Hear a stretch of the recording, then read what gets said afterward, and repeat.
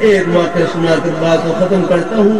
کچھ یہ سفر میں حالات آتے رہتے ہیں، پریشانی بھی آتی رہتی ہے، گھبرایا نہیں، رب کے دروازے پر جھکے رہنا ہے. یہ ہمارا ہندوستان میں میوات کا علاقہ ہے، یہ پہاڑی علاقہ. یہاں مکئی کی فصل ہوتی تھی. ایک مرتبہ سخت طوفان آیا. طوفان کی وجہ سے مکئی کی فصل تباہ ہو گئی.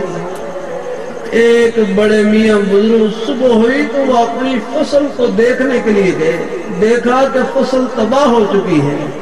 اب اپنی تباہ شدہ فصل کو دیکھ کر ایک صبر والا جملہ کہا، ایک حوصلے والا جملہ کہا میواتی زبان میں.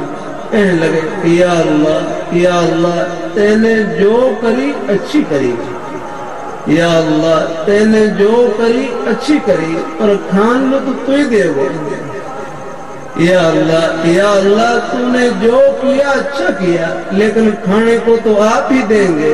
رزاق آپ ہی کی ذات ہے، کھلانے والی ذات اور کون سی ہے. کہتے ہیں بزرگوں کے دل سے خلوص سے صبر والا حوصلے والا جملہ نکلا. اللہ پاک کی بارگاہ میں قبول ہوا. ایک ہفتہ گزرا، پھر ٹوٹے ہوئے کانوں میں اللہ نے دوبارہ فصل کو ہرا بھرا کر دیا.